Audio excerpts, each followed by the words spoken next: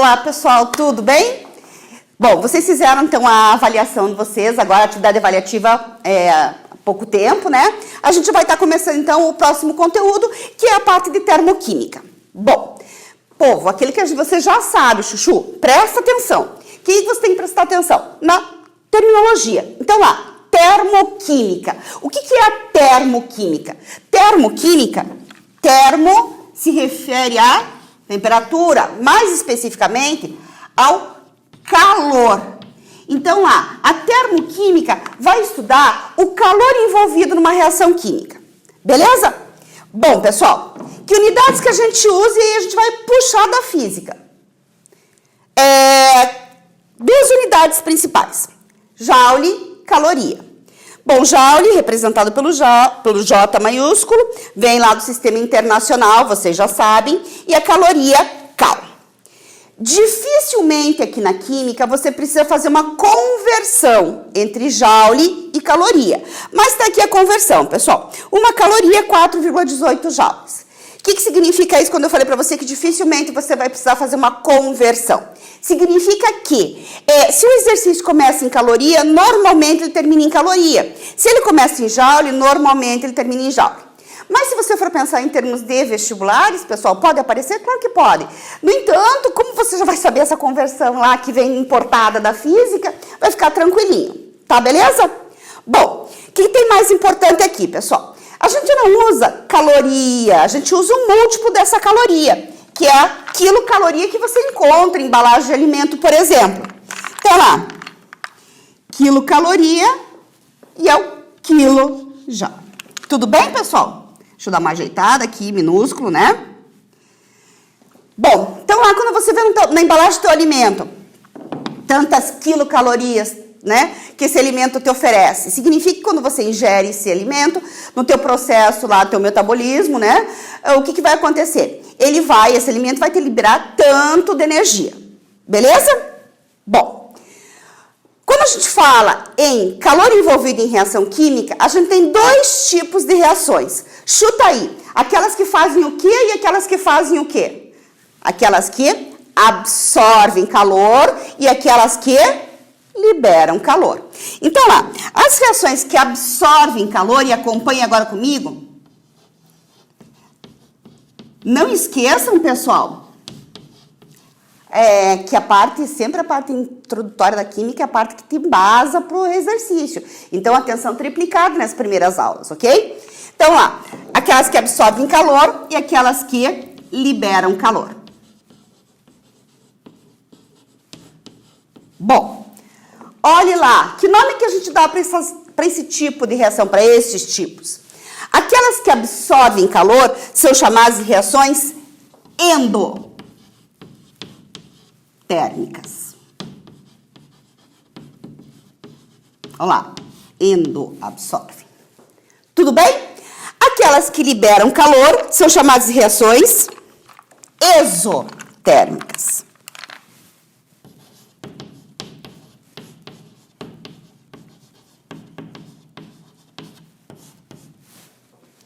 Tudo bem? Olha só agora, povo.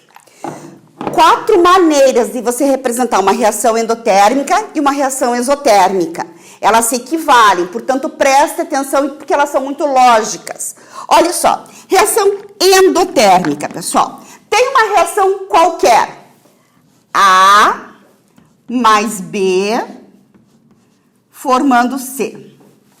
Deixa eu dar uma ajeitada. Tudo bem?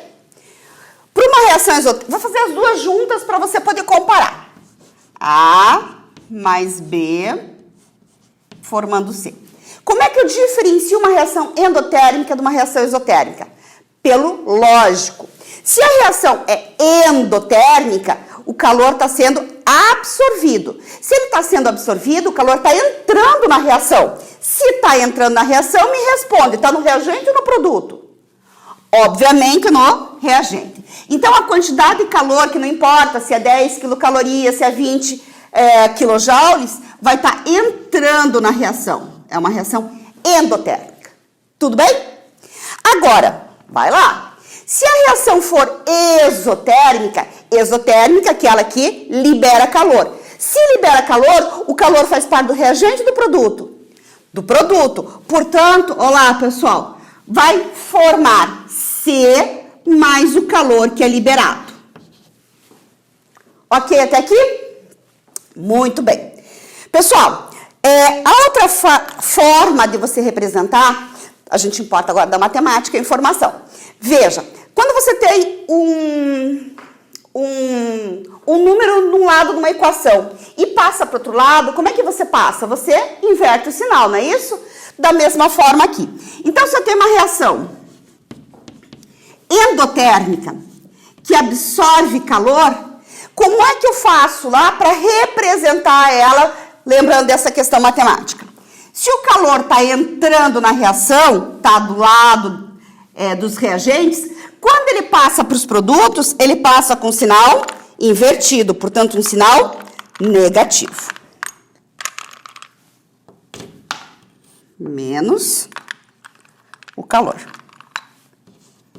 Pessoal, funciona quase como uma pegadinha em exercício. Então, tem que ficar atento. A pessoa desavisada, olha lá, o calor está no produto. É exotérmica. Não é. Olhe para o sinal. Se está negativo, significa que ele deveria estar no reagente, portanto, endotérmica. Tá, beleza? Bom, da mesma forma, se for uma reação isotérmica, então lá, A mais B formando C.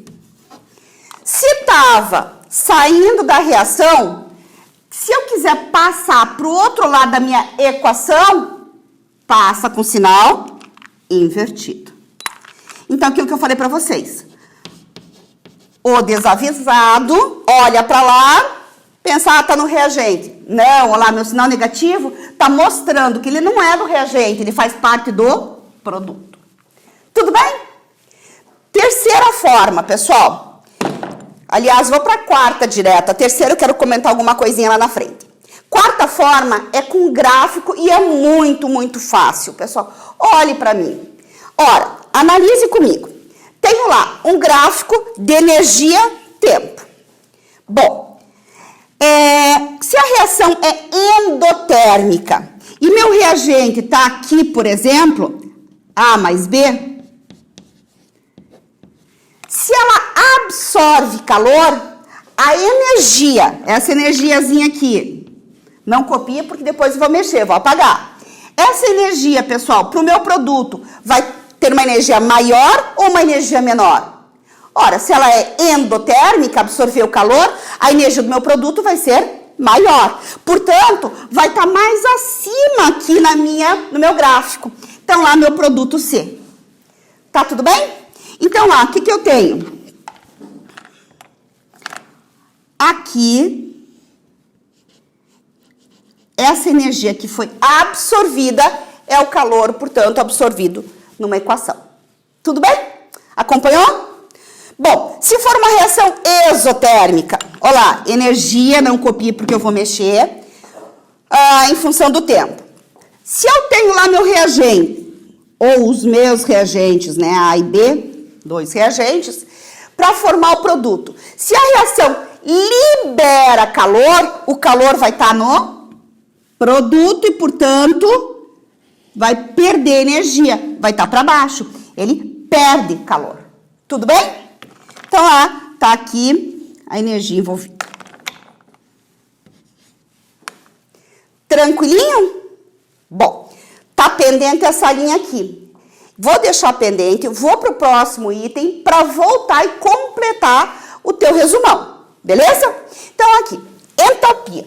Pessoal, asterisco, pega o teu marca-texto, grife, circule, importante, um conceito importantíssimo aqui em termoquímica, pessoal. O que é entalpia?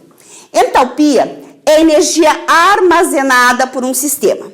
Ela é representada pela letra H, de calor lá do inglês. Tudo bem? Muito bem, pessoal. O que é essa entalpia? Entenda bem o conceito disso. Se você... Imagina que você vai fazer um churrasco. Um exemplo clássico, ótimo para isso. Imagina que você vai fazer um churrasco. que você coloque mesmo a churrasqueira, mesmo fósforo, quantidade de álcool igual para acender tua fonte de calor, né, na verdade. Imagina agora que numa churrasqueira você coloque 1 quilo de carvão e na outra churrasqueira você coloque 1 quilo de algodão. Os dois vão assar o meu filé igualmente? Claro que não. Por quê? Porque cada um, carvão e algodão, tem uma quantidade de calor envolvida, armazenada, diferente. Essa quantidade de calor armazenada, que é diferente de substância para substância, é chamada entalpia. Beleza? Entendeu o conceito? Então lá, o que é entalpia? Energia armazenada por um sistema. Cada substância tem uma energia armazenada diferente da outra. Tudo bem? Bom, pessoal, acontece que a gente não calcula a entalpia de um material, a gente calcula a variação de entalpia. Importa da física ou da matemática, enfim, variação. Vamos pegar lá a variação de velocidade lá da física. Como é que se calcula? Como é que se representa uma variação de velocidade? Variação você representa por delta. Variação de entalpia, delta H. Tudo bem? Então lá, meu delta H. Você vai usar trilhões de vezes isso. Meu delta H é calculado como? Venha lá de volta na física. Variação de velocidade. Como é que se calcula uma variação de velocidade? Uma variação de temperatura, por exemplo.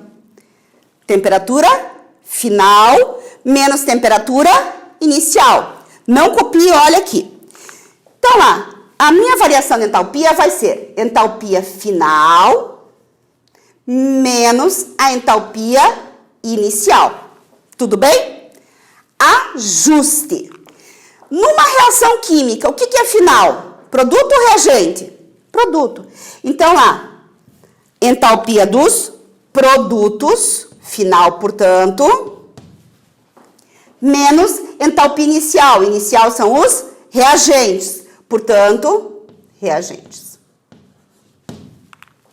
Sossegado? Entendeu o conceito? Se não entendeu, volta aí, pessoal.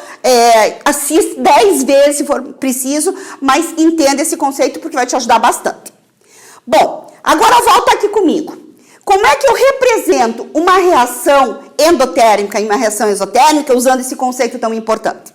Bom, olha só, pessoal. Da mesma forma, tem uma reação A mais B formando C. Reação endotérmica, reação exotérmica. A mais B formando C. Aonde que a gente representa esse delta H? Separadinho aqui na minha reação. Olha lá. Delta H. Delta H. Olha o delta bonitinho. Bom, como é que a gente representa esse delta H? Olha lá, a quantidade de calor envolvido. Quantidade de calor envolvido.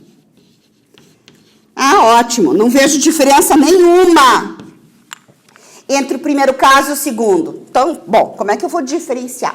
Olha só, pessoal. Reação endotérmica tem um delta H positivo. Reação exotérmica tem um delta H negativo. Então, se você olha lá, tem lá o teu delta H separadinho numa equação química, o que você sabe? Se ele for positivo, é uma reação que absorve calor e, portanto, endotérmica. Se ele for negativo, ele libera calor e, portanto, exotérmica. Ok? Olha como ele vai ficar lógico. Presta atenção. Amarre as informações. Eu sei, vem cá, que o delta H é produto menos reagente, certo? Então, volta aqui para o teu gráfico. Por que meu delta H é positivo numa reação endotérmica? Produto menos o reagente. Valor alto menos um valor baixo vai dar sempre um valor positivo. Sim? De novo, produto menos reagente.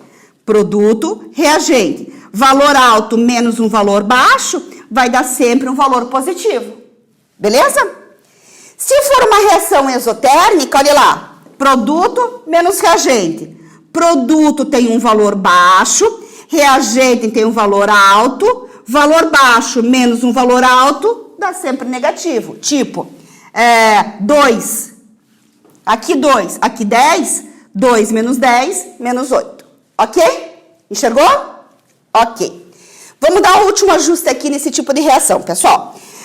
Lembra que eu falei para vocês que eu ia apagar? Então, vou apagar. Não tem problema, pode aparecer energia? Pode aparecer. Eu vou só puxar o H de lá. Então, a energia é a entalpia. Tudo bem? E essa variação aqui de energia é a variação de entalpia. Juntou as duas partes? Mesma coisa acontece aqui, pessoal. Olha lá, entalpia e essa variação é o ΔH. Tranquilo? Veja lá se você entendeu isso aqui. Tranquilinho? Deu uma passadinha? Ok. Vamos para a segunda parte disso, então. Ali estão os conceitos teóricos, pessoal, tipos de reações e entalpia. Asteriscou, marcou lá assinalou com marca-texto. Então, lá, pessoal, entalpia é importante. Quais são os fatores que alteram o ΔH? Então, 4 fatores. O primeiro fator é a temperatura. Pessoal, pensa lá. Vou fazer o meu churrasco, aquele churrasco, vou fazer lá no calorzão da Bahia, no verãozão da Bahia, e vou fazer lá com a mesma condição lá no Polo Sul. Ora, onde eu vou assar meu churrasco, meu filézão mais facilmente? Lá no calorzão da Bahia. Pois é, por quê? Porque quanto maior a temperatura, o que acontece com o calor envolvido? Maior será o calor envolvido. Então lá, sossegado e lógico, não é? Pois é. Estado físico. De novo, pessoal, dá aquela parada, vou respirar, respira lá, faz com calma agora comigo. Estado físico importante também análise. Veja, quais são os 3 principais estados físicos? Sólido, líquido e gasoso. Tudo bem? Bom, chuta aí. Qual estado físico tem maior energia armazenada? O que você está pensando? Gasoso. Acertou, é isso mesmo, pessoal. Por que o gasoso tem maior energia armazenada? Então, vamos pensar o seguinte. Então, a entalpia do estado gasoso é maior que do estado líquido, que é maior que do estado sólido. Imagine, por exemplo, que eu tenha gelo. Água, por exemplo, e use a água como exemplo aqui, você vai enxergar muito facilmente. Então, lá, imagine o gelo. Se eu tiver que passar esse gelo para o estado líquido, eu vou ter que fornecer ou retirar a energia? Fornecer. Então, a entalpia do estado sólido é uma entalpia menor do que o estado líquido, porque eu tenho que fornecer energia para mudar de estado físico. Tudo bem? Se eu tiver água no estado líquido, quero passar para o estado gasoso, o que acontece? Eu vou ter que fornecer energia ou retirar a energia? Fornecer. Então, lá tem água no estado líquido, eu tenho que botar na minha chaleira lá, fornecer energia, ligar lá a chama, para que ela passe para o estado de vapor. Tá tudo bem? Então, vamos lá. Então, o estado gasoso é o de maior energia. Puxa lá uma informaçãozinha rápida da física, só para te ajudar, da história, só para te ajudar também, pessoal. Pensa lá. Lembra a Revolução Industrial que você estudou? Pois é. Então lá, o que teve de importante? As máquinas a vapor. Ué, mas por que não era máquina a gelo? Porque o vapor tem energia lá armazenada. Tudo bem? Fez uma associação rápida? Pois é. Então vamos lá, pessoal. Quero agora colocar essa informação aqui num gráfico e eu sei que você já consegue fazer. Pensa, pessoal. Qual é o estado de menor energia? Sólido. Portanto, ele fica mais acima ou mais abaixo? Mais abaixo. Então, lá, o entalpia no estado sólido está aqui mais abaixo.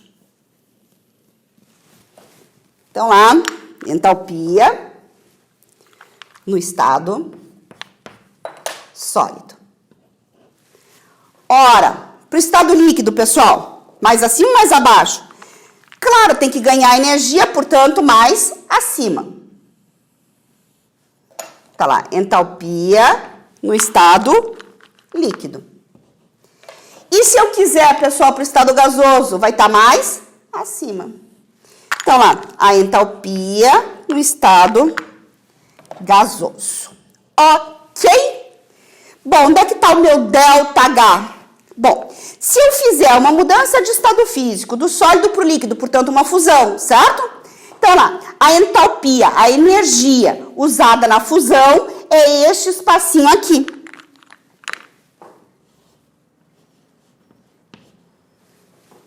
Tudo bem? Essa fusão, por exemplo, né? Que é um fenômeno físico, na verdade. Passa do estado sólido para o estado líquido. Esse processo é um processo endotérmico ou exotérmico? O que você falou? Endotérmico. Então, lá, por quê? Porque ganhou energia. Tudo bem? Assim como do líquido para o gasoso, uma vaporização, também é um processo endotérmico. Tudo bem? Se eu quiser fazer o caminho contrário, quero uma condensação ou uma liquefação, lá, do gasoso para o líquido, uma liquefação, olha lá, é um processo exotérmico, do gasoso para o líquido. Assim como do líquido para o sólido, uma solidificação, olha lá, líquido para o sólido, desce, exotérmico. Tranquilo? Importante você ter também entendido isso aqui, a gente vai usar bastante essa questão de estado físico na sequência. Para de novo, estado holotrópico. Bom, agora faça as anotações devidas. Puxa aquelas flechinhas que a gente está acostumado, pessoal. Primeiro, o que é alótropo? Primeira flechinha, escreva lá. É quando um elemento forma substâncias diferentes. Então, alótropo é quando um elemento forma substâncias diferentes. Vou aqui já, por exemplo, só para você poder entender. Um alótropo importante, um exemplo de alotropia importante, é do carbono. O carbono tem vários alótropos, mas dois importantes, grafite e diamante. Ora, tanto grafite quanto diamante são formados especificamente por átomos ou exclusivamente por átomos de carbono, certo? Ah, então grafite e diamante é a mesma coisa? Claro que não. Quem tem grafite, quem tem diamante sabe que tem diferença, né? Então, olha só. Grafite, pessoal, os átomos, é uma questão de estrutura. Os átomos de carbono estão dispostos em camadas. Por isso que o grafite é tão macio, você usa para escrever. Por quê? Porque essas camadas conseguem deslizar umas sobre as outras. Já no diamante, que você sabe que é bastante duro, né, pessoal? O que você tem? Se você depois der uma olhadinha lá na internet, dá uma procuradinha na estrutura do grafite e do diamante, você vai entender o que eu estou falando aqui. Então, lá, o diamante, ele tem várias ligações entre os átomos. Isso faz com que ele não tenha muita mobilidade. Por isso, ele é muito mais duro. Tudo bem? Então, a diferença entre o grafite e o diamante está na estrutura dessas duas substâncias. Mas ambas são formadas por carbono. Tá ok até aqui? Então, lá, pessoal, o estado holotrópico é quando um elemento forma substâncias diferentes. Ficou claro até aqui? Ótimo. Bem, o oxigênio, pessoal, 4 alótropos que aparecem, 2 com maior frequência, um terceiro pouco e o último aqui quase nada mais, mas é só para saber que existe. Então lá, grafite e diamante, o oxigênio pode formar o gás oxigênio, esse que a gente usa na respiração, o O2, e o ozônio, lá, a proteção, camada de proteção da Terra, o O3. A diferença aqui do oxigênio para o ozônio não é de estrutura, e sim do número de átomos, atomicidade. Tudo bem? O fósforo, pessoal, existem 2 tipos de fósforo, o branco e o vermelho, e o enxofre, que esse acaba sendo decoreba, não tem muito jeito, pessoal, mas é só para você saber que existe. Não tem aparecido, a gente não vê muito, né, essas duas situações aqui do enxofre, mas tá lá para você, se ouvir, sabe que existe. O rômbico e o monoclínico, que é uma diferença de estrutura. Ficou claro até aqui? Alótropo, quando um elemento forma substâncias diferentes? Ok. Vamos agora, então, pensar, vamos relacionar esse conceito que você viu aqui com termoquímica. Então, lá, estado holotrópico. Como é que a gente sabe? Carbono, grafite e carbono diamante tem a mesma energia armazenada? É a mesma substância? Claro que não, tem energias diferentes. Como é que eu vou saber quem é que tem maior energia e quem é que tem menor energia armazenada? Bem, pessoal, olha só. A regra é: estado holotrópico mais estável é aquele de menor entalpia. Então, o mais estável é o de menor entalpia. Tudo bem? Ah, tá. Como é que eu vou saber qual que é o mais estável? Olhe para cá, tem um detalhezinho importante. Então, lá, o mais estável, a natureza sabe, é o mais comum na natureza. Tudo bem? Agora veja como ficou fácil. Carbono, grafite e diamante. Quem que é o mais comum na natureza? Grafite ou diamante? Se tem mais na sua casa, grafite ou diamante? Grafite. Se ele é mais comum, ele tem menor entalpia. Ok? Oxigênio e ozônio, qual que é o mais comum? O oxigênio, portanto, ele tem menor entalpia. É o alótropo mais estável. Entre o branco e o vermelho, pessoal, agora memorização. O vermelho, você consegue até tirar, né? Pensa lá na sua caixinha de fósforo, por exemplo, né? O vermelho tem menor entalpia, é o mais comum. Entre o rômbico e o monoclínico, o rômbico tem menor entalpia. Tudo bem? Mais estável, portanto. Beleza? Então, lá, agora falta a gente trabalhar com o item 4. Vamos trabalhar, a gente pode trabalhar com quantidade de matéria lá em mols, mas a gente pode falar também em massa de substância, em volume de substância.